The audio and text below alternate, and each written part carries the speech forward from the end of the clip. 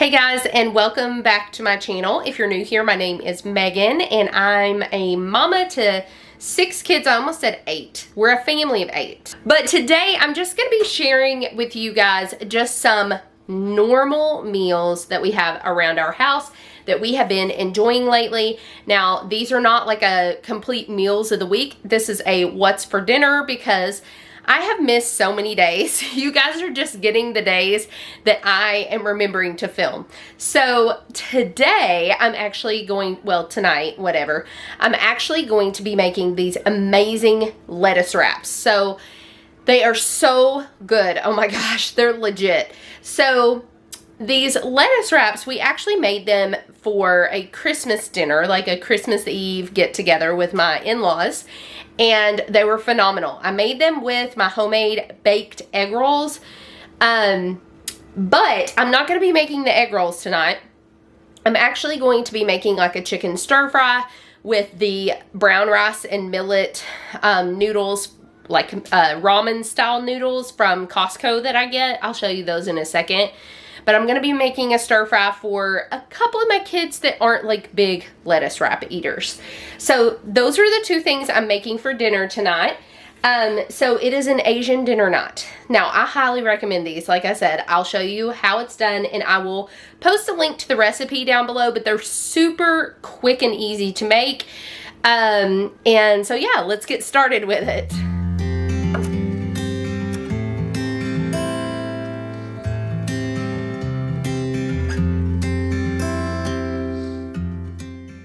You guys are gonna love these. These things are legit. But the first thing I'm gonna grab is this glass jar to mix everything up for the sauce. That is some ginger that you're gonna need, and also some tomato paste, some coconut aminos, some garlic, and some rice vinegar, along with some sesame oil. Oh, and black pepper.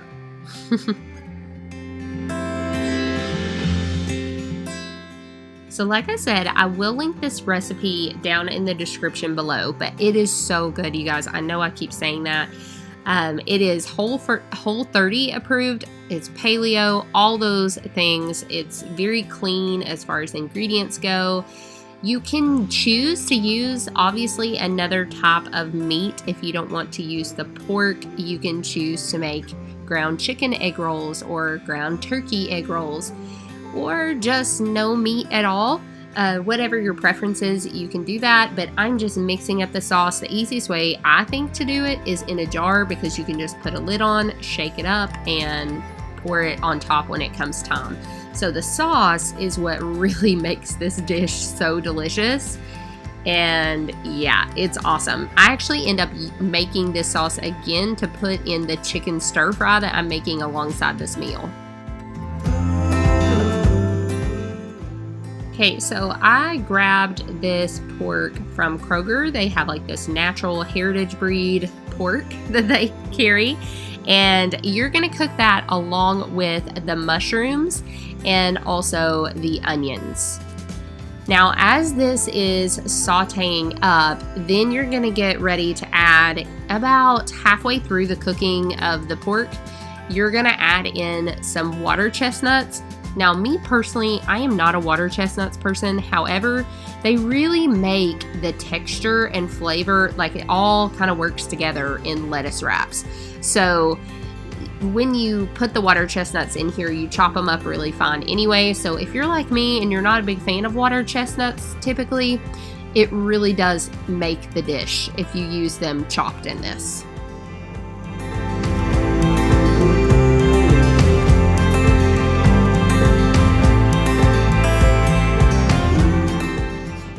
Now it is time for that yummy sauce mixture that you made. After you empty it out, add just a little bit of water so you can get the rest of that sauce out of there and give a little bit more liquid in this. But so good. So I like to use butter lettuce with this. The leaves are a little more chunky and just hold the mixture a lot better. And there's my plate there, you can see. I did have some leftover rice from the other night, and then my kids that don't like rice had it with those ramen that you saw. Hey guys, so I have another dinner for you guys, and it's starting to get really cold here. We're actually getting ready to have a huge cold snap in our area. It's supposed to be like a low of 8, I think, one day, and like a high of 18, which, ugh, that's the part of winter I don't like. I love snow and things like that and the coziness of it, but when it gets really cold like that here, I'm not a fan. So tonight's dinner is actually going to be this Instant Pot beef stew from Lisa over at This Pilgrim Life. And I will put a link to this recipe down below. I love this recipe. It's so simple. It's made with just like real ingredients. Like there's no packets of anything, and it's delicious. There is a couple ingredients that I will probably omit for tonight, but it is delicious. But I have something to share with you guys, and I'm so excited about it. I have an exciting package that came. I love my cast iron. I love my stainless steel. It's really, really important to me that whatever I cook on for my family is non-toxic, and Caraway is like that. And I cannot wait to try these out. So Caraway, what's really cool about it is it's completely non-stick. And it's still non-toxic because it's made from ceramic. So my cast iron, while it is relatively non-stick because it's so well seasoned, and if you know how to cook on cast iron really well, then most things are non-stick, it still has been always really nice to think about the fact that I could have cookware that really is non-stick, especially for my kids that are still learning to cook and haven't quite mastered the cast iron yet. And then the stainless steel, just over time, I used the pots, but I had quit using the skillets and things like that, and I really am just super excited about this. So needless to say, this video is sponsored. It is sponsored by Caraway. So I am actually an ambassador for Caraway now. So if you are interested in Caraway at all, I will put a link down below, and you can actually save 10% in that link. But I am going to bust these babies out and get started with dinner. So what I was going to say is this dinner tonight, it is an Instant Pot beef stew. However, there's a part where you just kind of saute the beef for a little bit. Obviously, I could do that in my Instant Pot, but because of the size of our family and the way the Instant Pot's laid out, I have to do it in batches. Plus, I just want to try this out. So I'm going to go ahead and open this box of cookware and wash it up. And, well, hello, Noah. Coming through with a dump truck. Anyway, I'm going to wash it up and I'm going to use it because I'm just super, super excited about using this cookware. Okay, so finally got it open. Had to ask my hubby to come help me with this. But the top, let's see what's in this first package. I bet this is the lids. It actually comes with storage, which is really awesome. Oh my gosh, this is cool. So this is actually the little hanging thing. Obviously there's packaging around it. So this actually hangs on the door. And I'm pretty sure these are what they hang on. Do you see those little hooks? Okay. Okay, and here's the actual pans. Let me grab my camera and show you guys. Yay! How exciting! I am so excited about this. As if I haven't told you enough times already. So, oh man, the quality of this is just amazing. So, that is the pan. Let me turn my camera. So this right here is the pan. And I know I've said it. I'm excited. This is great.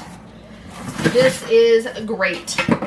So I'm gonna get all this out and then show you guys once I get it all washed up and set up. So now that everything is set up, the storage for the Caraway pots and pans is pretty awesome. So these hooks are so strong because the lids are really good quality. They're very sturdy, heavy, but not heavy as in like burdensome heavy, heavy as in good quality. So you have this organizer that goes on the door of your cabinets, and then it also comes with this organizer as well for your actual pots and pans, which has been amazing. Now these little things that they go in are actually magnetic, so you can arrange them in whatever arrangement that you need them to be in. But I am loving these pans, and it is working really well as far as organization. Okay, so for this recipe, I am using our stew beef from the half of a cow that we purchased. And I have, it's probably a little more than 2 pounds. It doesn't have the weight on it, and I didn't weigh it. So I'm gonna turn my eye on and start getting my pan hot.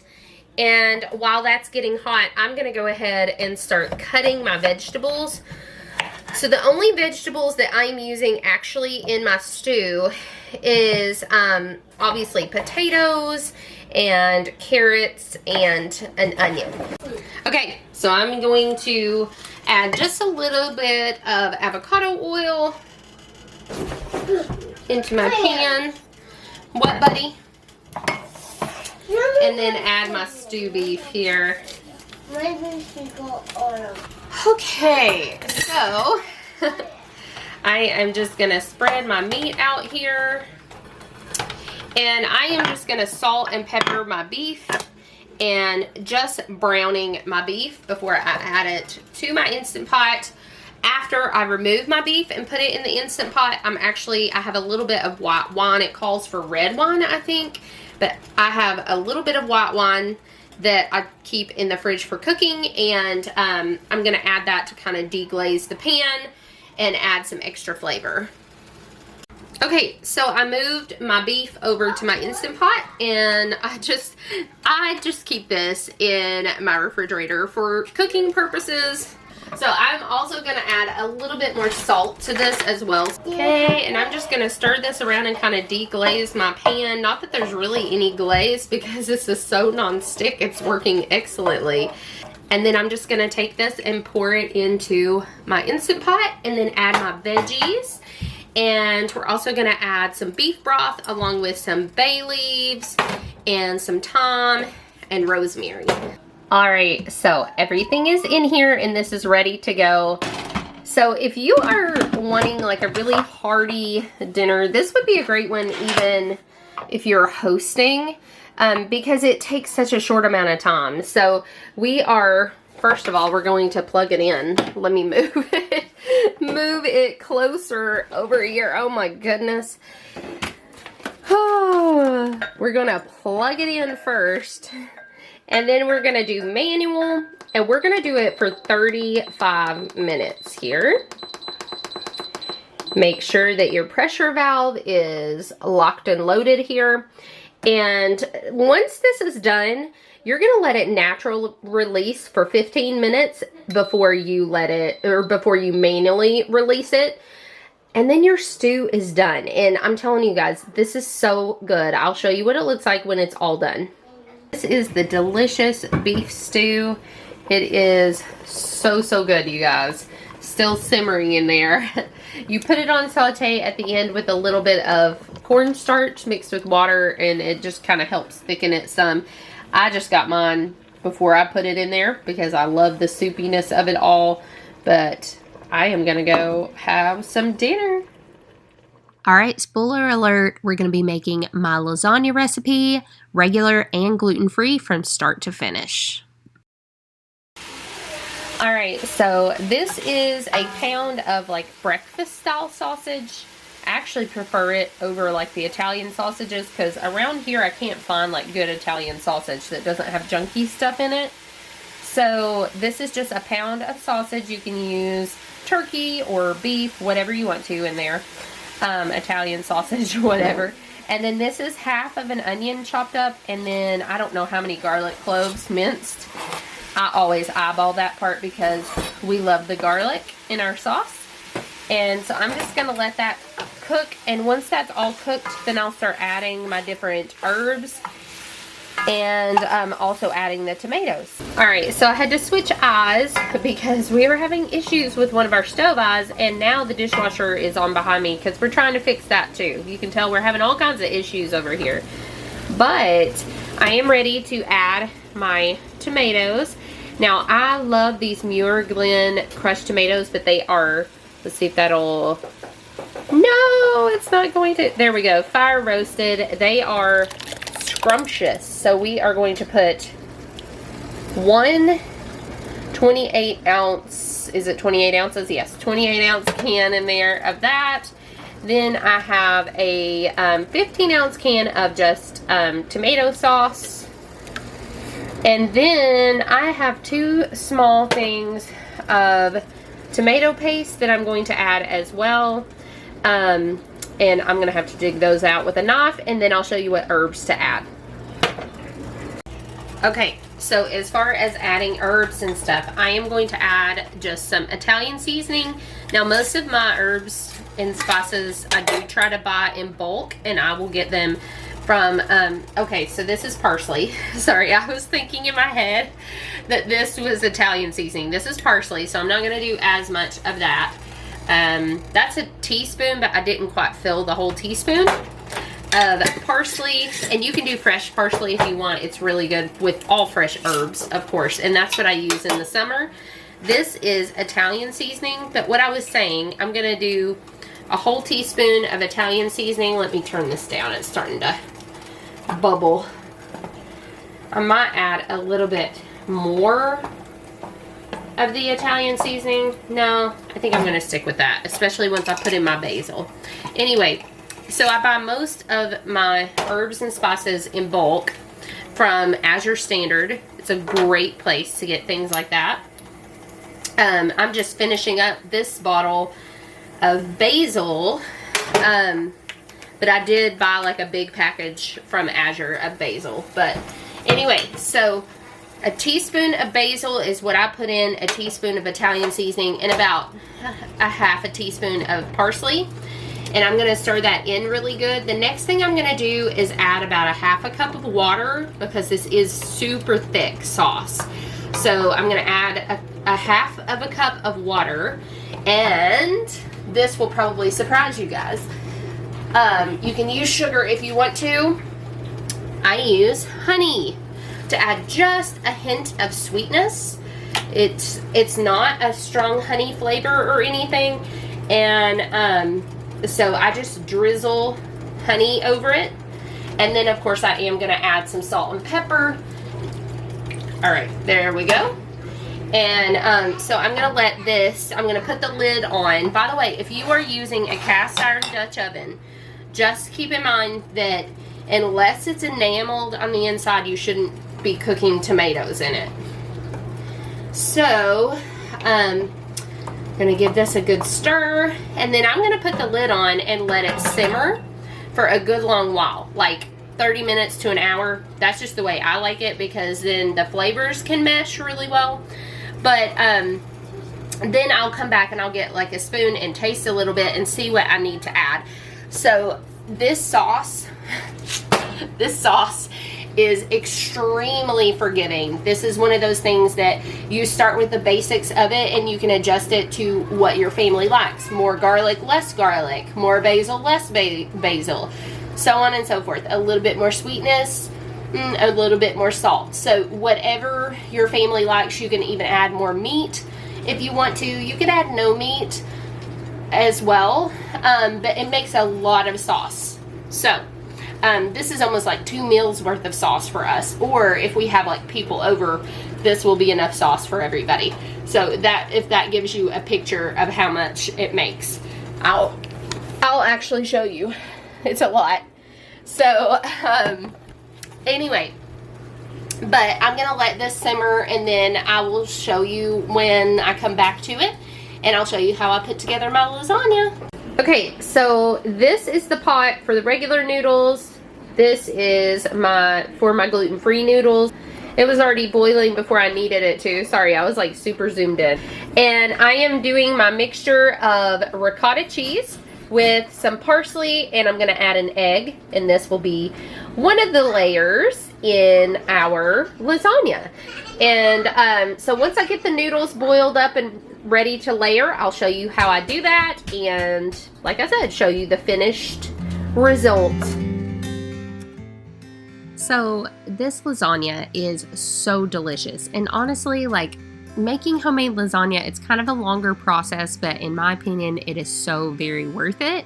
And there really hasn't been that much effort put into it. You know, you just make your sauce, you let it simmer for a good long while, and then you start to assemble everything, and it's just really good. So I'm just layering things up. I start with sauce on the bottom, then my noodles, then my ricotta mixture, then another layer of sauce, along with my cheese mixtures. I use a mixture of mozzarella and then some Parmesan, and then noodles again, and then just kind of layer everything up and then top it off with sauce with more cheese on top. It's a lot of sauce, a lot of cheese, a lot of carbs. But this was our meal for New Year's. We took it to my mom's where we spent our New Year's, and it was just a really good, like, comfort meal for bringing in the new year. So sometimes you gotta have those carbs. It's good. Okay, let's just stick to reality here. So the gluten-free one, I just assembled it the same exact way, but used the Jovial Foods gluten-free brown rice noodles. They are so good. I love the Jovial Foods gluten-free noodles. They're just amazing. The texture, everything about them, really good. So highly recommend those if you need gluten-free. But you do it the exact same way and enjoy. Let me know if you guys make this. I hope you guys enjoyed this video. Thanks so much and have a blessed day.